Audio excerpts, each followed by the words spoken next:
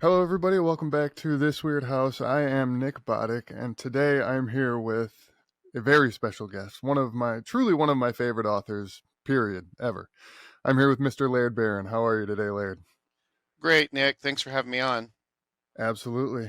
I've been a fan of yours for a few years now. I came across the Imago sequence, You can however you say it pronounce either it. way.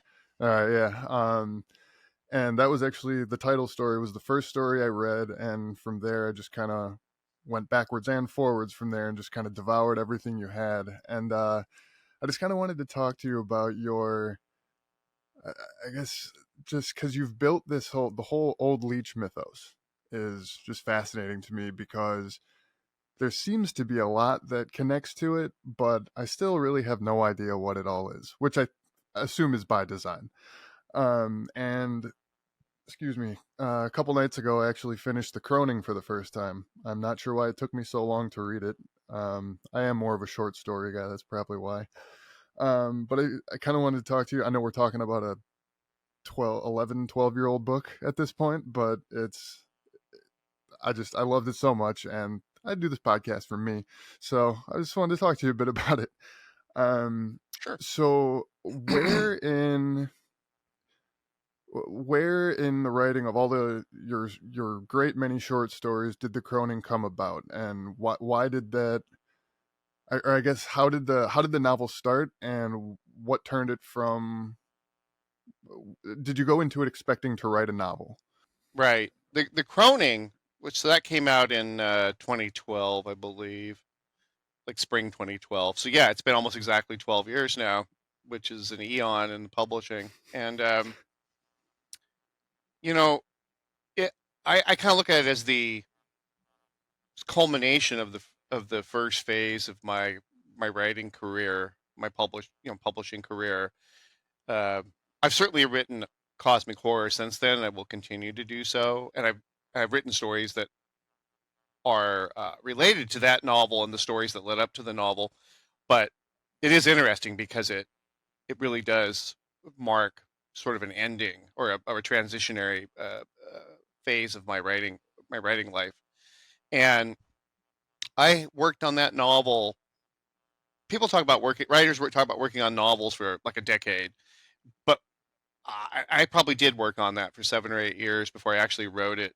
But it wasn't like it was every day. It wasn't, I didn't just sit down and grind away at it. It was more, I wrote a few chapters and then set it aside and wrote a bunch of short stories and come back and delete everything or rewrite everything I had written. And finally, what happened is I had published a couple collections with Nightshade, and they really wanted a novel. And I knew from the beginning, like in 2007, 2008, they wanted a novel. So about 2008, I really seriously started thinking about it. I took out my notes and said, okay. And but one thing led to another, and it's still sort of languished on the, I don't know, not quite the back burner, but a side burner, low heat. And I didn't really get serious about writing it until 2010, late 2010.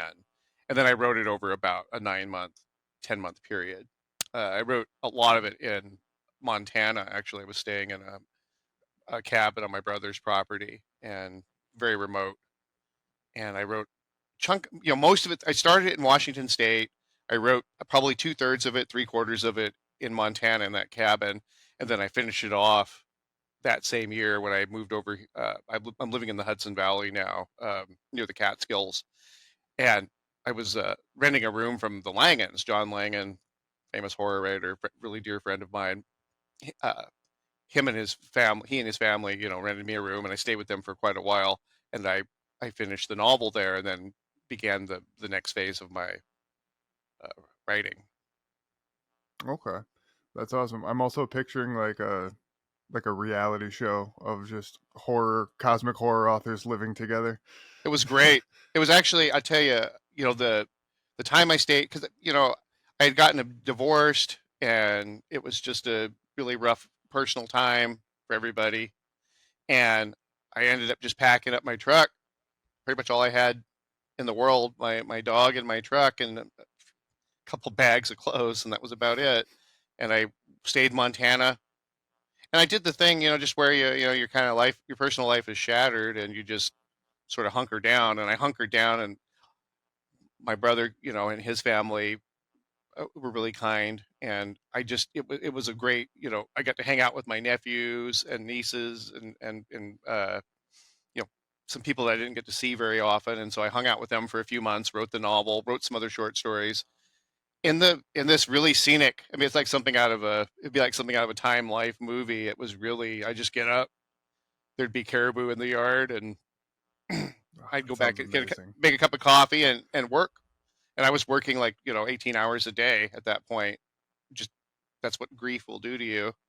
And then I had this epic trip with my dog over here to the East Coast, and then, yeah, 3 years, living with the Langens, and I wrote, finished the Croning, did all the editing work on the Croning, then wrote a couple more collections while I was there in my first crime novel. So I could probably write a book about the conversations I had with John out walking the dogs in his neighborhood, and just doing the various, watching his son grow up, and his wife has had a horse, and we would go down to the it was off the property. It was a few miles away, but we would drive down there 3 or 4 times a week and take care of her horse and a bunch of other horses. It was a big farm. So it was about a 3 year stretch there from Montana. And when I first moved to New York State, and I was trying to reestablish my life, um, I pretty much just lived in a room, and, or in a cabin, and wrote. 90% of my day would just be writing or taking care of animals or something. And it was a pretty cleansing experience, as they would say. Yeah, I was gonna say, for even though it was at a time of like turmoil, that does sound incredibly like gratifying and relaxing. That sounds so nice. I think we talked last time we talked. I mentioned my ultimate goal, like in my dream, is a cabin or not a cabin, but like a house in the middle of nowhere, Wyoming, and that's exactly what I want to do. I just want to be there with my wife, my cats, and just write all the time. That is my ideal life. So that's awesome that you got to do that. I did, and I, like when I was growing up, we lived in the woods for. Yeah, I wasn't born out in the woods. I mean, I first few years of my life we lived kind of a suburban lifestyle, but when I was about 9, we moved into like a one-room cabin and lived there for many years. All through my adolescence and through most of my teens, into my late teens. And I wrote by candlelight. I wrote by propane lantern or kerosene lamp, and I didn't enjoy that. Then, for many years I lived in Washington State in my late 20s to late 30s, pretty much through my 30s, where a lot of my early, the entirety of my early career, my first couple collections, all that.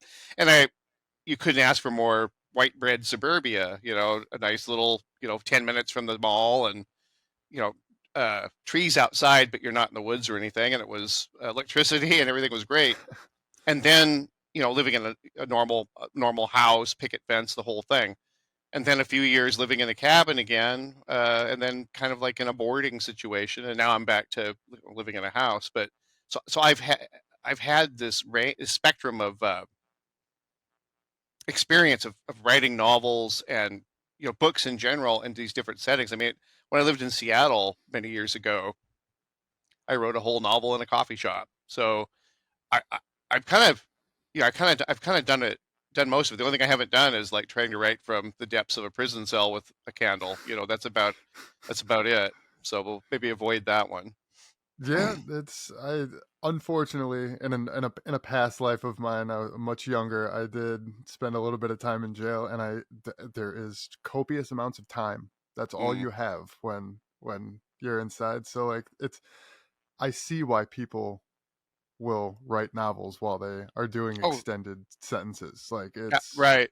I was actually just even thinking more along the lines of, like Desaad oh writing on his, right. you know what I mean? Like you're somewhere where there's like dripping dripping cave wall, and you're manacled to it. You get to write on the flesh of your foot, once a Yep. day. That's about Yeah. the only thing I haven't experienced that. I think I'll just go ahead and imagine it. But I would the say point, yeah. That's it was I've seen both sides. I've seen how both sides, both halves live, so to speak, and um, it's been quite a journey, Yeah, and speaking of that, actually, you raced the Iditarod. I think that's how you would say that. right? And Hmm. so I would love to just hear kind of I guess your take on all of that. That's just fascinating to me. It's I'm very unfamiliar with all that, but it sounds like one of the most hardcore things a human being can do. it was just the lifestyle in general was, you, it's like anything else. If you have money, everything's a lot easier, and we didn't have money. We were, I would say, pretty close to utter poverty for most of the time that I was involved in it. And it's been about 30, next year will be 30 years since the last time I, worked with sled dogs really for any, I did a little bit in Montana a few years ago when I was there, but not, it was just casual. But yeah, it's been about 30 years since I had sled dogs, and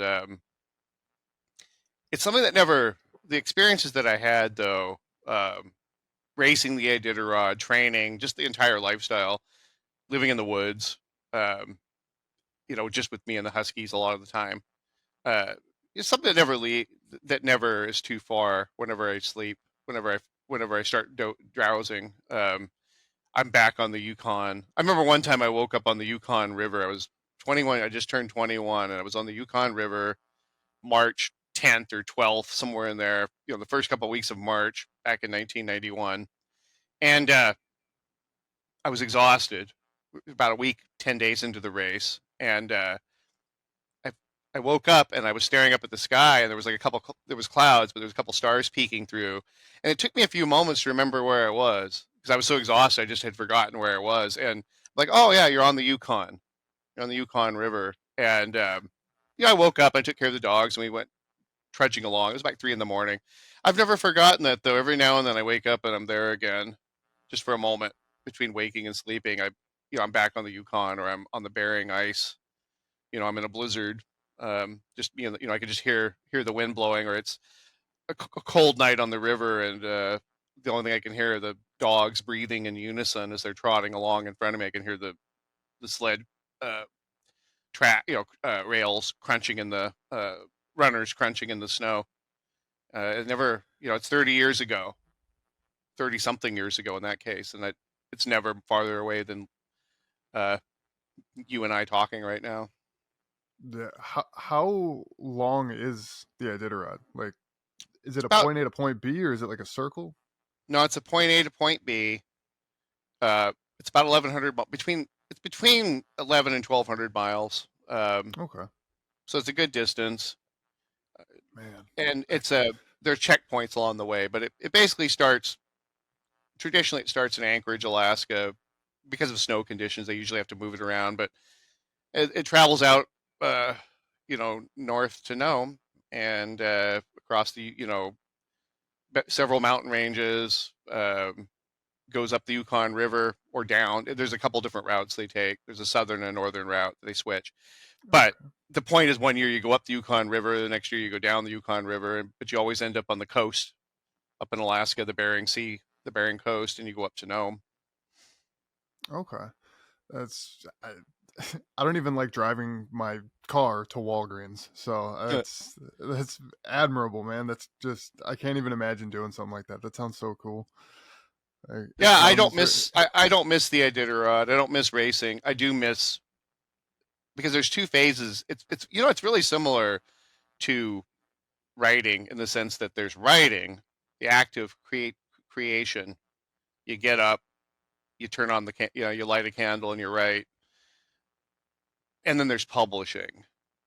And publishing yes, can be satisfying if you're successful, you accomplish something, but it's a different sport, so to speak, and a lot of yeah, times it can be punishing, and there's a lot of stakes involved, a lot of heartbreak involved, and that's how I segregate my experiences with sled dogs and that whole lifestyle. There's the one aspect, which is you get up every day, put your long johns on, stagger out there, and hook up the team and go train, because you have to train for pretty much every day, rain or shine. and you travel with the dogs, and you get them, just like a marathon runner or a Tour de France uh, cyclist would train. You train every day, and you build up to this, and then you go do your event once a year. And I enjoy the lifestyle, the training, the traveling with the dogs infinitely more than I've looking back. I don't look back on the racing aspect with nearly as much fondness. Yeah.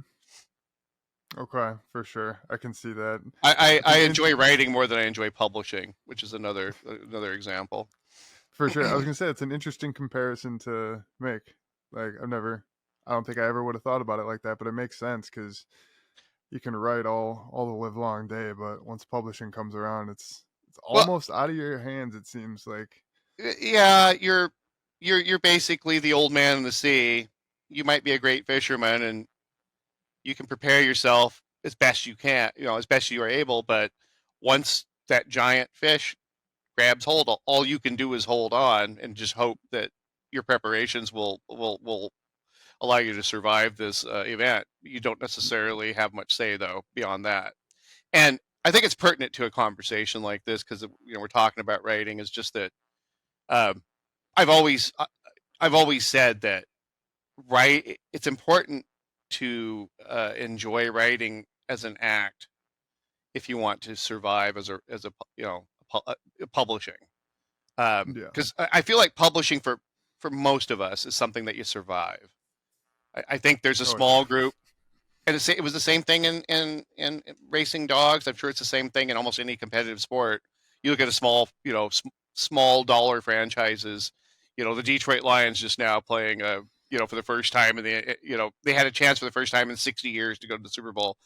The bottom line is, for most of us, we're have-nots, and to some degree, and so if you're not that tiny minority that things fall right for them, um, it's a tough go, and therefore I feel it's critical for me, for example, that I love to write, because that diminishes to some degree the ups and downs of the publishing experience. The problem that I have with it, just that when you get to a certain point and you rely upon income from, whether it's, as my dad did, racing sled dogs, he relied upon that income, and I rely upon the income uh, of selling stories and books. But so that creates sort of a complicating factor. However, if we didn't love the intrinsic act of training the dogs and being with those animals, or with the act of writing, creating art, then it would be a very thankless endeavor. Right, because yeah, you can get 100 rejections, but if you enjoyed and found some like enjoyment or passion or what have you in the act of writing, then it's not a total loss. Yeah, Right. And because I constantly, everybody always asks for advice. What advice do you have? And the biggest advice that I could give to people is just don't conflate. And I say this to people who have been publishing for years. It's easy. It's something that's easy to forget. I remind myself constantly. Don't conflate the act of creating art with the commercial aspect of art. They may be related, inextricably linked, but there's a big difference between being angry at publishing and how your career may or may not be going, and conflating that with, well, I hate writing. Maybe you do hate writing, but generally when somebody says they're angry or dispirited about writing, what they really are saying is they're dispirited that their writing is not being, it's not succeeding at, they're not yeah, succeeding in the publishing world uh, in the way that they had hoped. And I think that's an important distinction, because if you are upset with writing, then that's something you could, maybe writing isn't for you. um, and there's something, you're beating your head against a wall if you really are just frustrated with the art of writing. Like, you always have writer's block, or you just, after all these years, you just cannot find the right words. But I think it'd be a tragedy, though, to confuse that with, my books aren't selling, therefore I hate writing. No, you hate the fact your books aren't selling. And I think yeah, that's totally rational to be for upset sure. about that. But Yeah, if you don't recognize it, it becomes this issue where writing takes the act of creating the art is what you become cynical about, and that's not what you should be cynical about. Yeah, for sure. That is very solid advice. You have given me that advice before personally, Ah, so I can say it is in fact good advice, tried and true. Um, to sorry to I got way off base there. I'm asking you about sled dog racing and stuff. So for the Croning, as I was reading it, I kind of picked out my own things. I'd be like, oh, this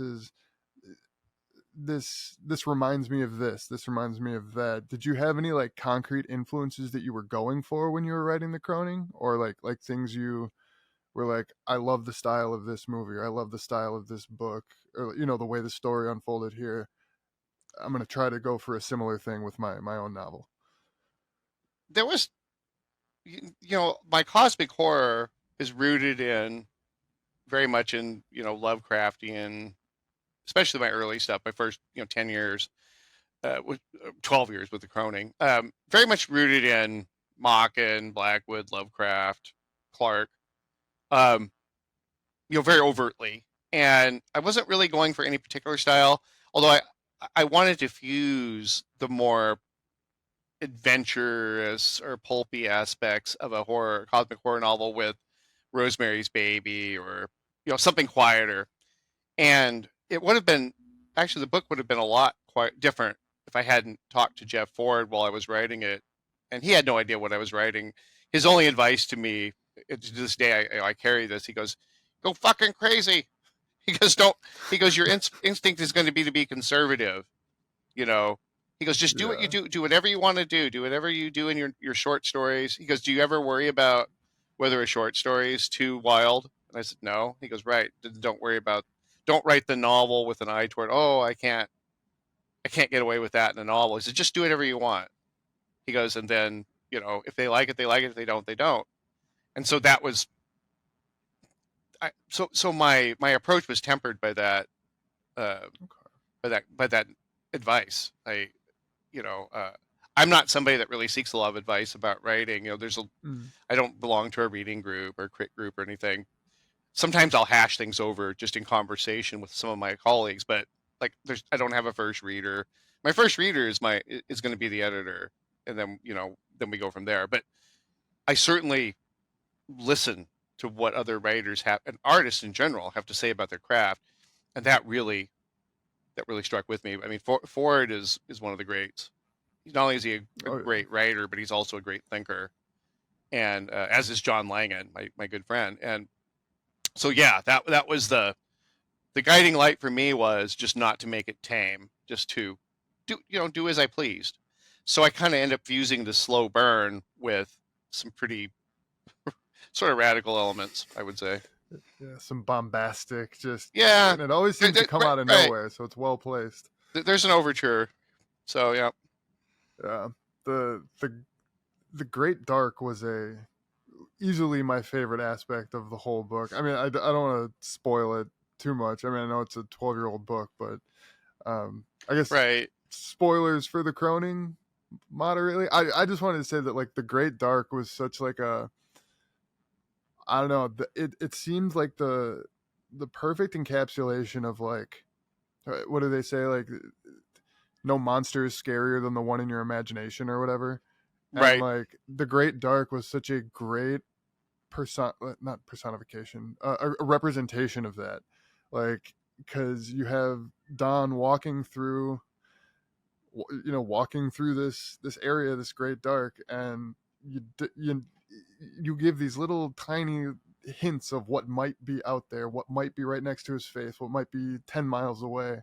And that was such a, not many things give me like a visceral reaction when I'm reading. Like things creep me out a little bit, but that was one part that's probably stuck with me more than anything else in the book. And I love your the way you did that. It was amazing. Yeah, well, I appreciate it. I actually think that some of that descriptive or atmospheric stuff probably, you know, because nothing comes from a vacuum. So obviously everything is a distillation of things I've read, done, heard, and I do credit some of that sort of the idea of going through the darkness, with traveling with the dogs across gulfs. I mean, there are times when you're out there in Alaska, um, like I said, middle of the night, you're on the Yukon River, you feel insignificant. I fished in the Bering Sea. You're out there on a tender. You look, but if you take a moment, you're just insignificant.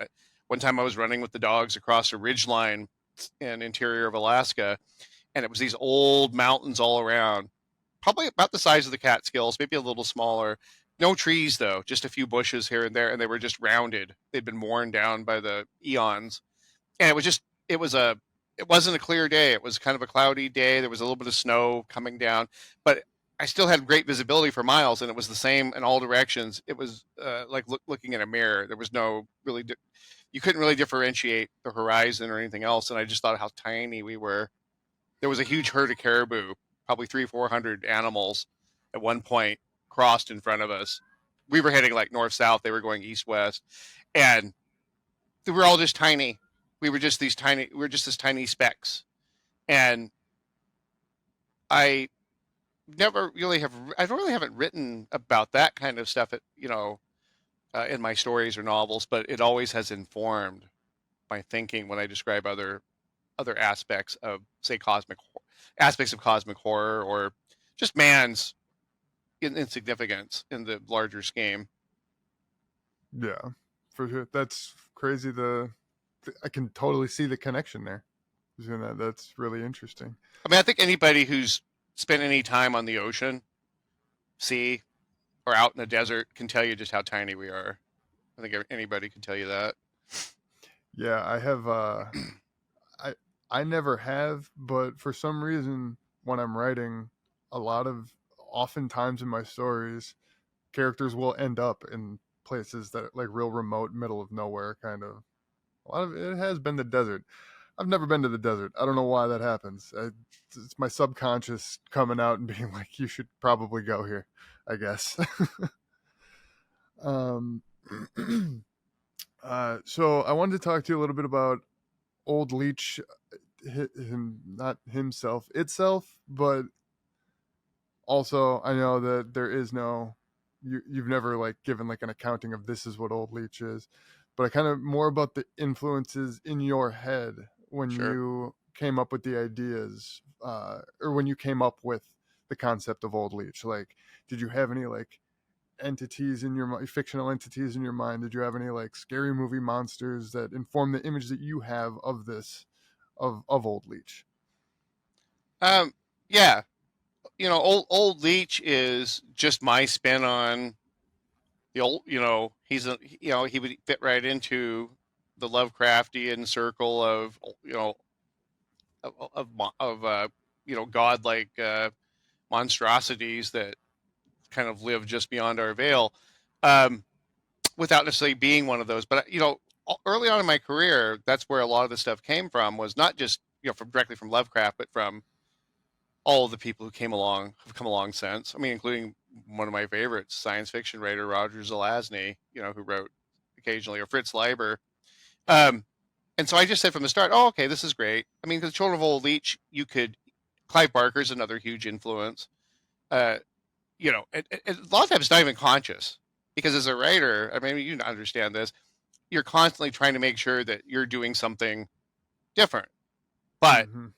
it's when you consciously go, oh no, this is too close to something else. You'll try to, but unfortunately or fortunately, we are a product of what we eat, what we see, and um, it's not until you've written a lot.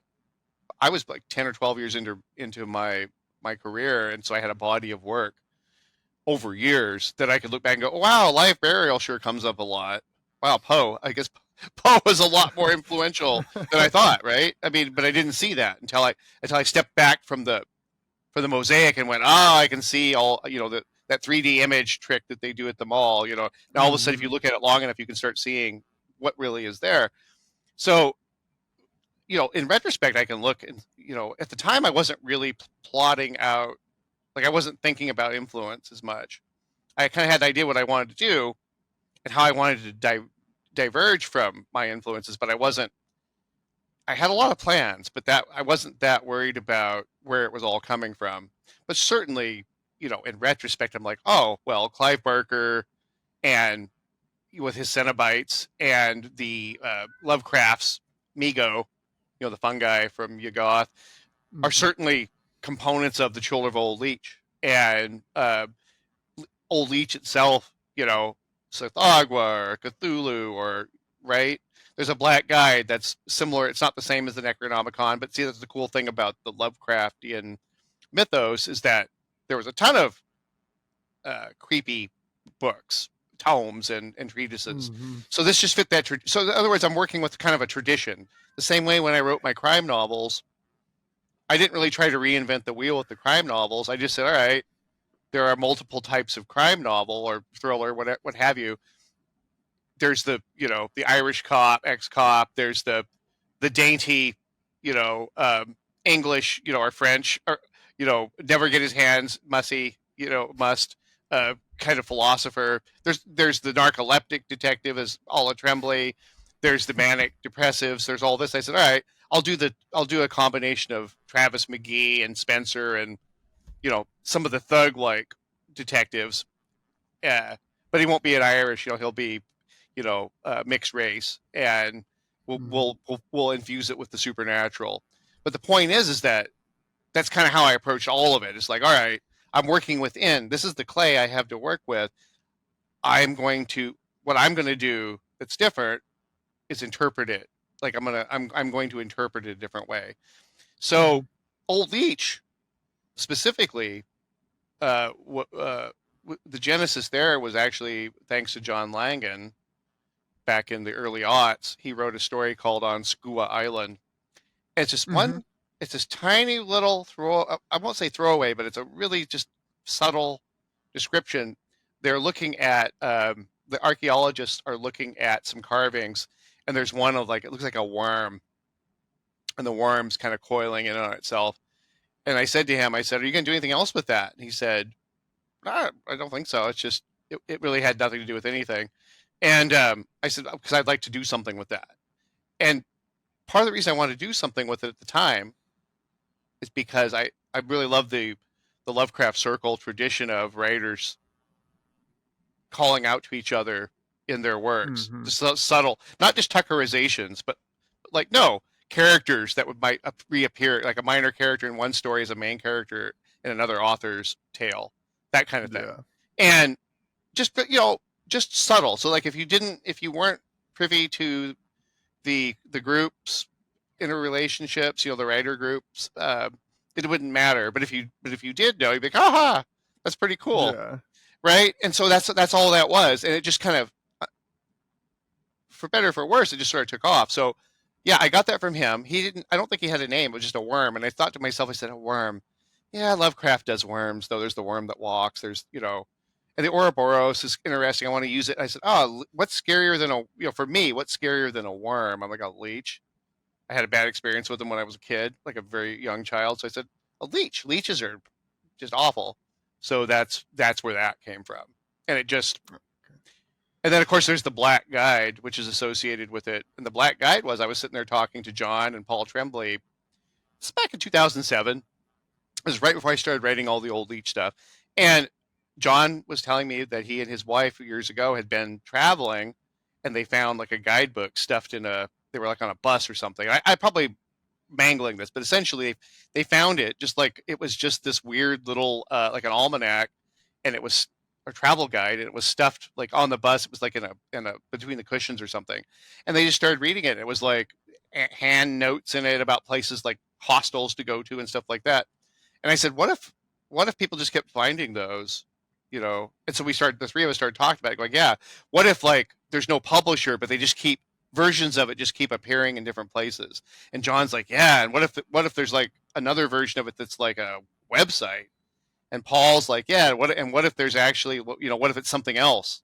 And you find out that it maybe goes back to carvings, or maybe people were using chiseling some version of this back in the Homer days. So we each talked about using that in our stories, the different versions of the Black Guide. And so that's what. So that all kind of a lot of that stuff happened during a conversation at ReaderCon back in 2007. We were drunk and like we were out of our minds drunk, and we were just sitting around just bullshitting, and you know each of them has done something with it. I kind of just ran with it and kept build. It kind of became a huge part of that of my cosmic horror identity. But each one of them is also they've done. If you piece through their work, you're going to find little bits of Old Leech and the Black Guide and both of their bibliographies. Yeah. Oh, man, to be a fly on the wall during that conversation must have been fascinating. um, and so kind of, I was going to ask about the Black Guide in particular, but you just answered my question. Actually, Mysterium Tremendum is one of my favorite short stories of yours. Um, Thank you. yeah. So the what was I going to say? I just had something. I want to talk a little bit. I mean, you've talked about your horror influences. I'm sure on every podcast you've ever gone on. Just want to talk to you a little about your crime novel, Sure. or the Isaiah Coleridge series and all that. Just kind of did you read a lot of like crime literature when you were younger, or like as you were growing as a writer? Like what made you want to go from horror to that, or if it's the other way, what made you go from crime to horror? Right. Here's the deal. I've read far more, I would say overall throughout my life, far more crime, thriller, mystery than I have horror. I don't get me wrong. I've written and read plenty of horror, and I love it. But westerns, fantasy, crime, mystery, thriller would probably outweigh by a considerable margin my horror diet, and became a horror writer because that's just sort of just happened. But I just discovered that I was good at it. I would tell stories to my family and then sometimes my friends, and it would, they were always entertained. But whenever I told a horror story, I found that I had a special reaction. I really enjoyed that because when I sold my first couple horror stories back in 2000, 2001, I was still on the side writing a lot of science fiction, actually, and fantasy with very much noir elements. There weren't really many horror elements. But I found that when I wrote horror, it would or pure crime, it just clicked more easily for me. So that's why there's a couple things that happened. One, so back in those days, between 2000 and 2010, I pretty much wrote 2 or 3 stories a year at the max. Had a day job, was exhausted mentally and physically all the time for that decade, and so I wrote every day. But it would take me 6 months to write a story a year, sometimes 9 to 10 months to write a story. We're talking, I maybe get 50 pages of fiction done a year type of thing, and so every time publishing was it's always precious, but you're talking about it. So somebody's trying to establish a career, and the most I'm going to get is 2 or 3 stories a year. So this is going to take a while. And it did. It took at least 7 or 8 years of publishing before I kind of broke through. But I remember I got this advice once again, and I got this from Gordon Van Gelder, who had published my first 3 or 4 stories. And he said, I refer to you as a horror author when I'm talking to other industry professionals. Does that bother you that I refer to you as a horror author? I'm telling people to check out your work and stuff.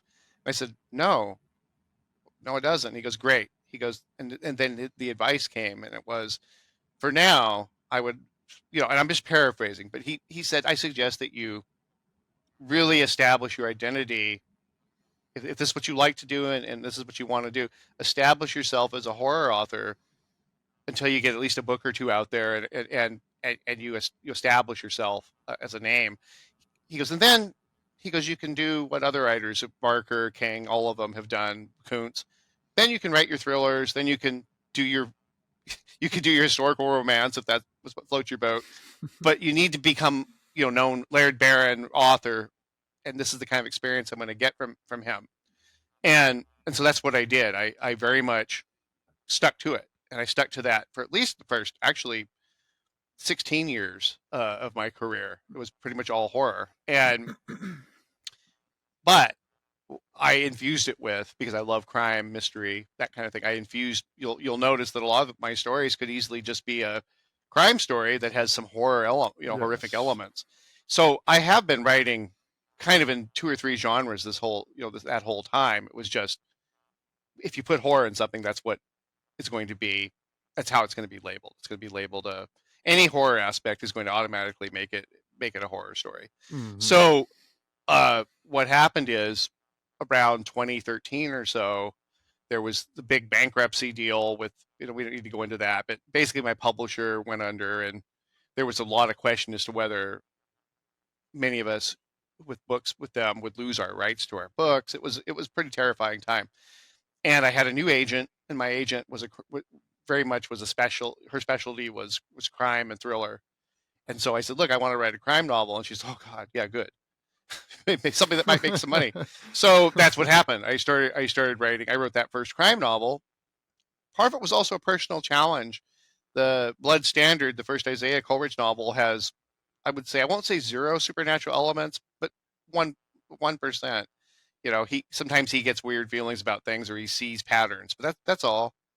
And then the books 2 and 3, especially as I realized that the series was not going to be continued with them, I said, fuck it. And by midway through the second one, I started injecting more. I won't basically not quite supernatural elements, but certainly supernatural adjacent.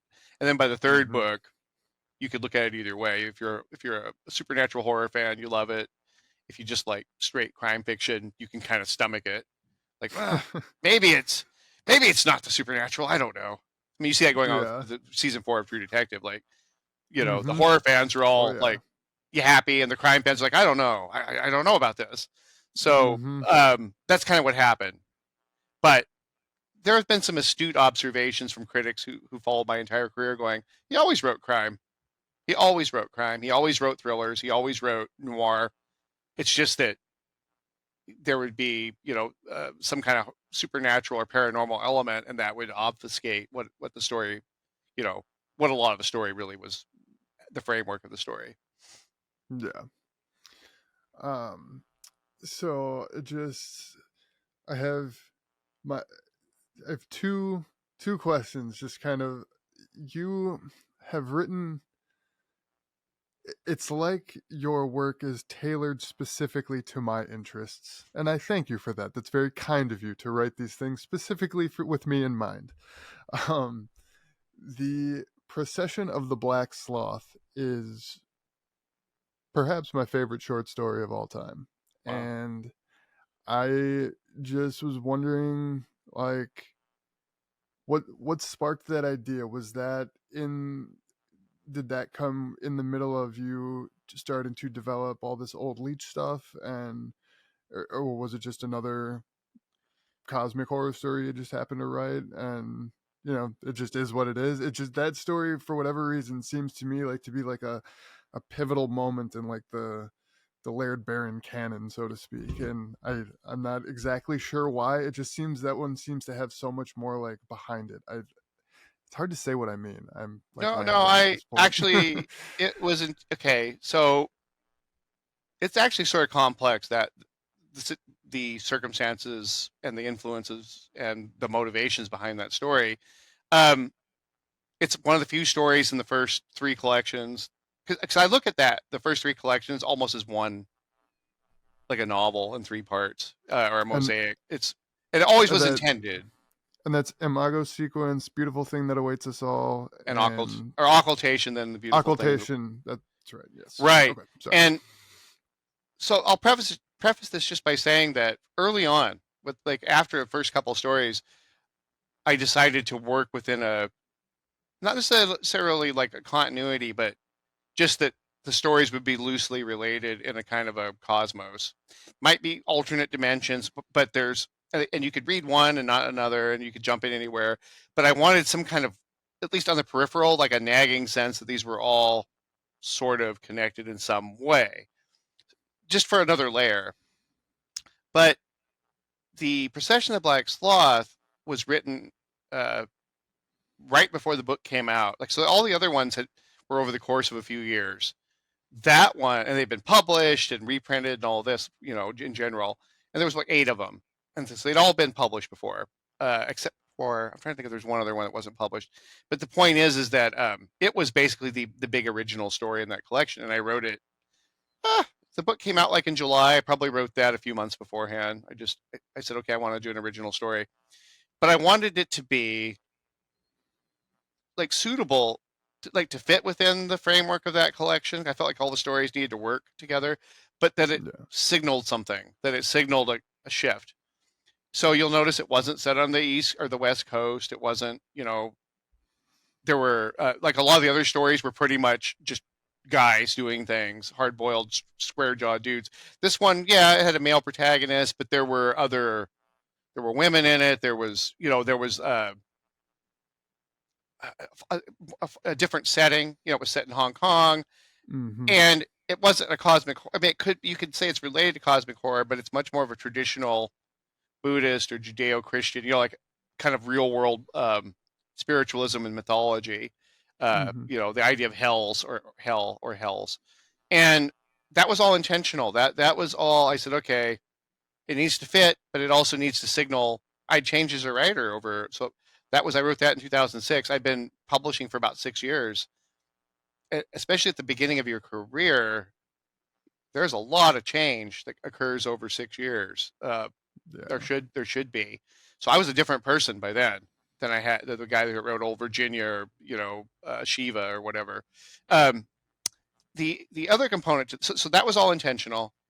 The other component was I was really, really, thanks to Lucius Shepard, the late great Lucius Shepard, who was a great author, great critic, just a great community member, and always with the good advice for the younger writers, that sort of thing.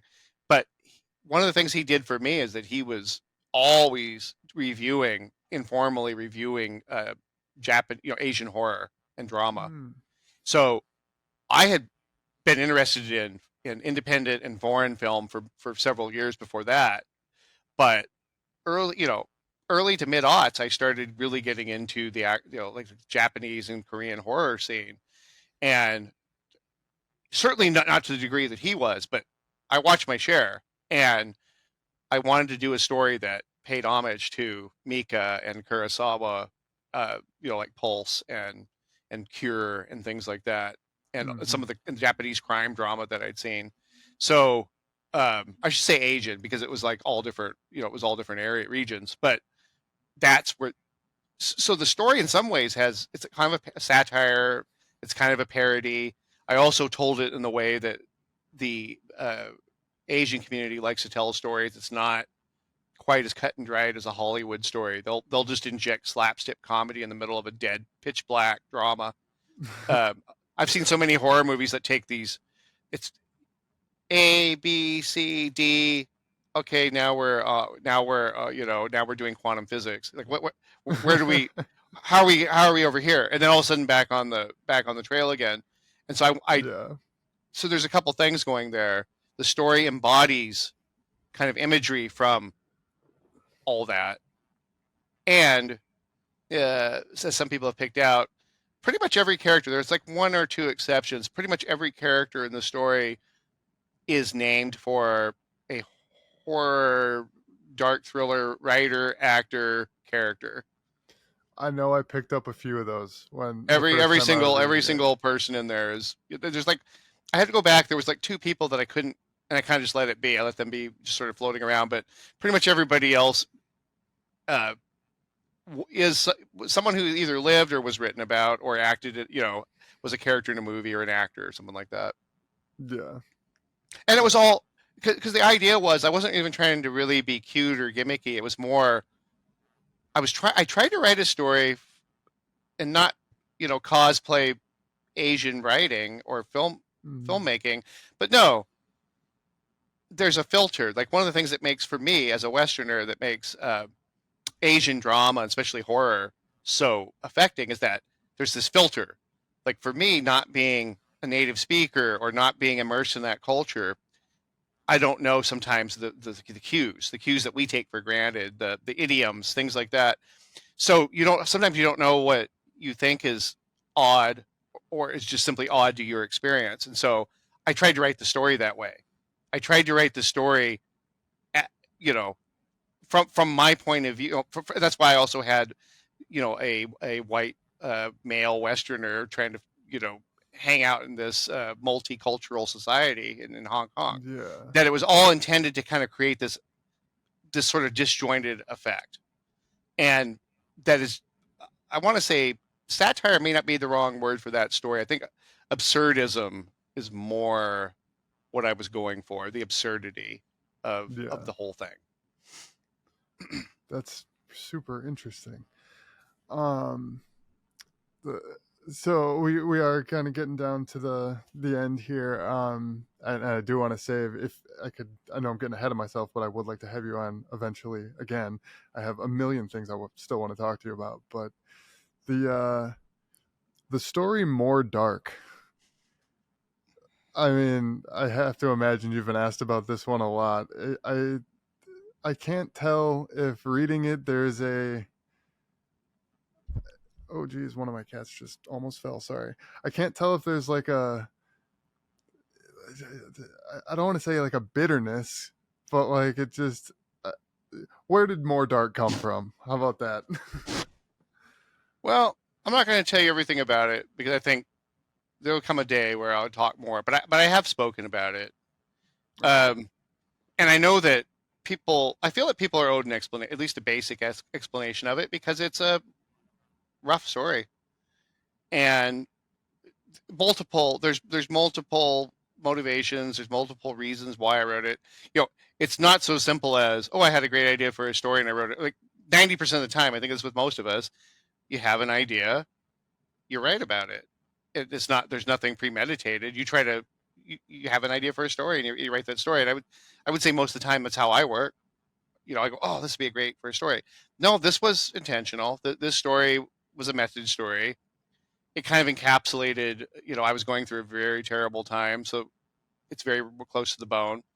But as far as you know, it's been considered an attack on various people, and one of those things is it's dishonest for me to say it's not, but I think there's way more nuance.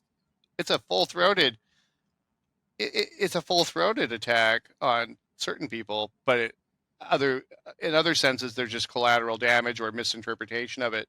Like, for example, it's not an attack on Ligotti whatsoever. I have huge disagreements with Ligotti's philosophy, but I don't have any problem with him, feeling how he feels, allegedly, how he allegedly feels. I don't have Mm-hmm. any problem with his writing. I think he's a great writer. I don't have a problem with people, uh, being fans of him or adhering to his philosophy, but I object to the cult, what I perceive as kind of a cult like behavior around him. I have, uh, you know, I made no secret of this. I have mental health struggles. I have bipolar, which I mean, I'm very lucky to be here. And let's just put it that way. And, long before I had my recent my physical mental or my physical health problems, I've always struggled with depression.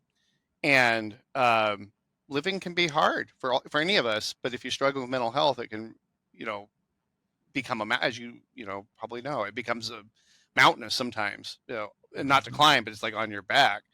And so I have taken exception as someone who has similar issues to Ligotti, I believe, from just what's been described.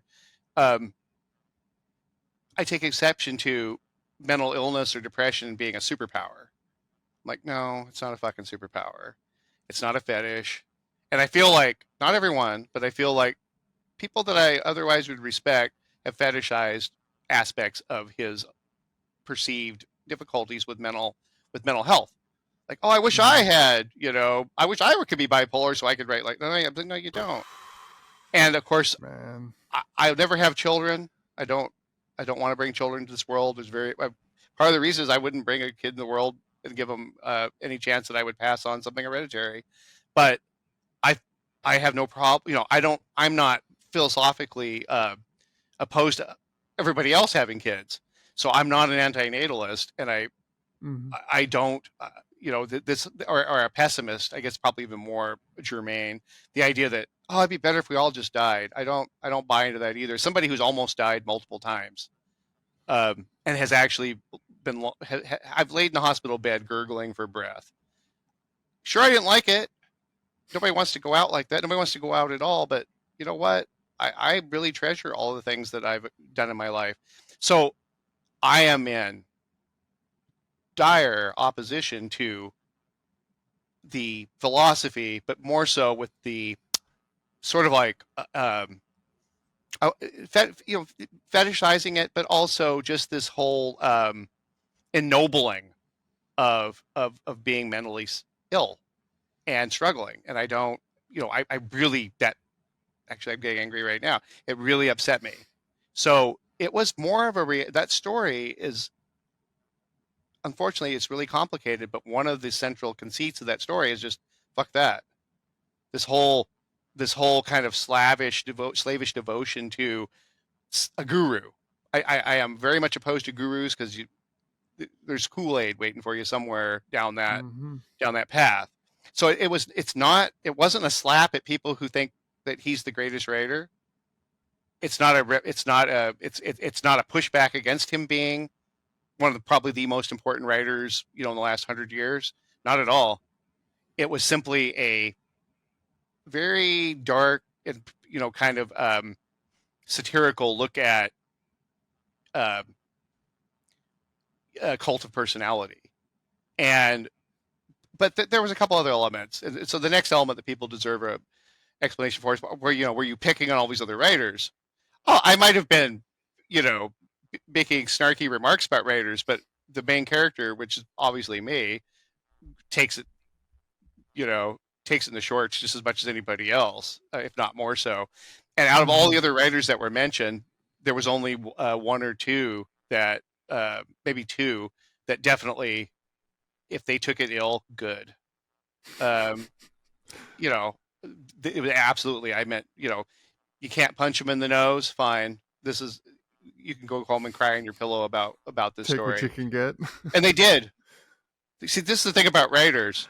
You could literally chain up a writer and beat him with a stick. They aren't going to like it. But if you tell them, if you say something snarky about their sales numbers or their latest critical reviews, they will curl into the fetal position and bawl. Not all of them, but enough, right? I don't read my Yeah. reviews as he wipes the tears. I don't read those. Yeah, well, that was intentional, and I don't think now is the time to go into who it was or why. But if you thought that I was, you know, uh, sticking a knife in, I probably was, and you deserved it as far as I'm concerned. Listen, like I said, this time a year ago, I was on my deathbed, and I did. That's a good time to take stock, and I did. I had time to take stock. I was coherent. I do not regret. I did not regret. I didn't find God, and I didn't regret more dark as I was lying there, maybe breathing my last. So I don't feel very apologetic at all about that. Okay. Yeah. No, I respect that, and specifically, I think I've talked about it on a different podcast before. The fetishization of mental illness.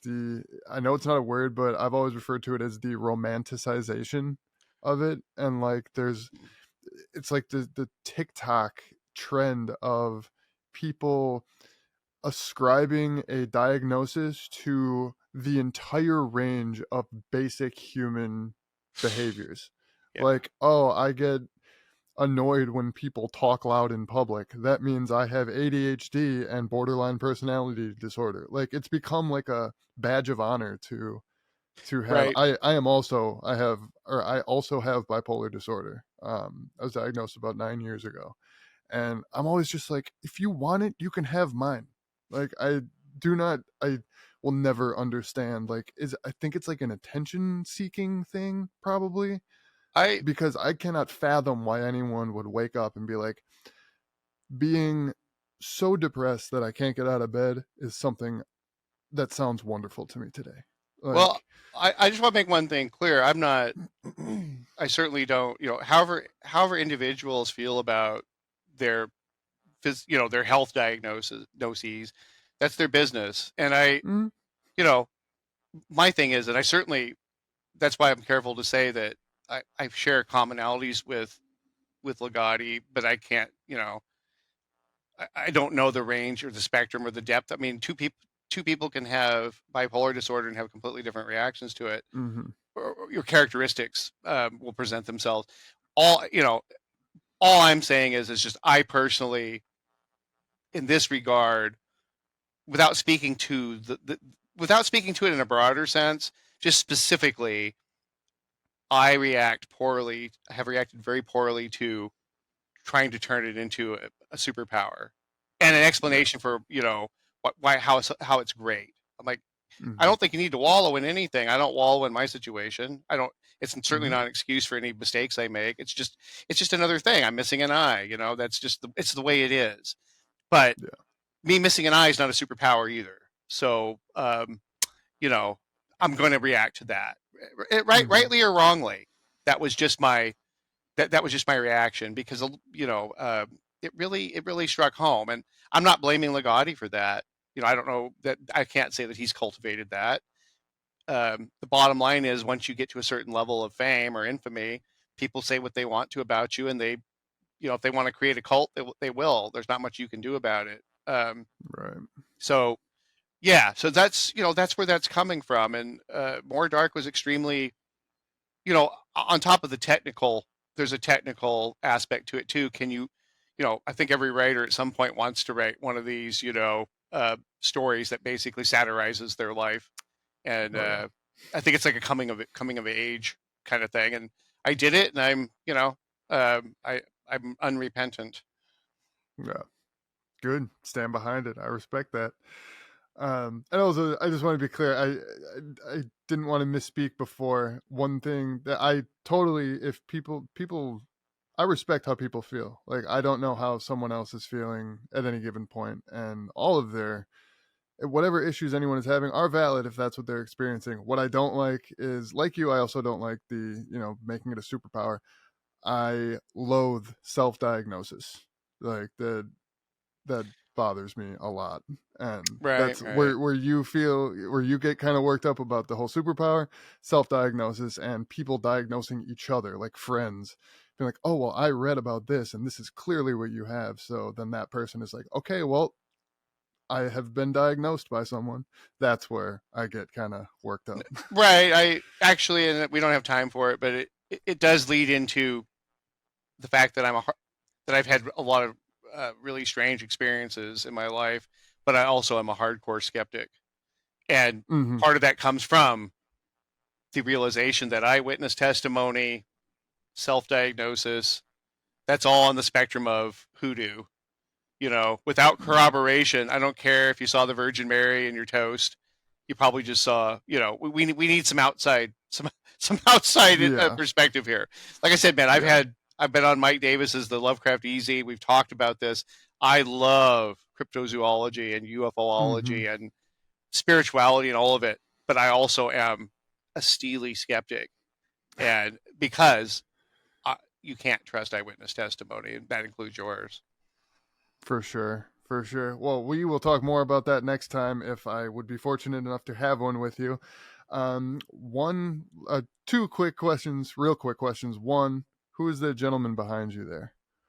Oh, that's old Bogey, Humphrey Bogart. And Okay. that poster, it's like a full length poster, belongs to my life partner, Jessica M. And she's had it for many years. And when we moved into this place, we're out here near the Catskills. We're renting a house in the country. I needed something. That door is an old ugly door, and I said, I got to put something up there. She goes, oh, you can have Bogey. And the first 3 or 4 months that Bogey was sitting there, every time I turned around, I'd jump out of my skin. I'm like, what are you? But now I'm like, oh, he's watching over me. Yeah, finally got used to the guest for It took a sure. while. It took a while. And then last question is, where can people find you? What do you have coming out? If people Thank want to. you. You can find me on Facebook or Twitter under my name. Also, you can go to Laird Barron, WordPress.com. I have a website. What's coming out? various stories, but the big news for now is I have a fifth collection. First one's almost it would be in almost 10 years. Is coming out late this year from Bad Hand Books, Doug Moreno's press, and it's called Not a Speck of Light. And it's a fairly big book. It's over 100,000 pages, and 16 stories. There'll be one or two originals in it, at least one big original in it. And but a lot of the stories have been widely published, so there's a lot of people. I guarantee you that a lot of people will not have read a huge chunk of these stories just because of the nature of how disparate the publishing history is with them. So that's coming out in September, October. Awesome, awesome. Yeah, I have in fact pre-ordered it, Oh, despite what my Twitter said. I don't know what happened the other day, but I could not find any evidence that it even uh, existed. I tweeted that I couldn't find my pre-order or even you mentioning the book. Literally seconds later, I found everything I needed to find, and I left the tweet up out of shame. So, but but all right, Laird. I really love working with Doug, and I did a novella with him last year, a Coleridge novella. So I'm really excited about this, and he's a wonderful. He's publishing all kinds of great stuff. You should check it out. Awesome for sure. And that was Doug Moreno, bad hand books, correct? Yep, they have Okay. multiple collections, novellas out from a variety of authors, especially hot upcoming authors, and I really think he's doing great work. Awesome. Awesome. All right. Well, Laird, thank you so much for talking to me today. I do appreciate it. I have a whole list of questions here I didn't get to talk to you about. So next time, yeah, man, have a good rest of your day. Thank you much. Take care.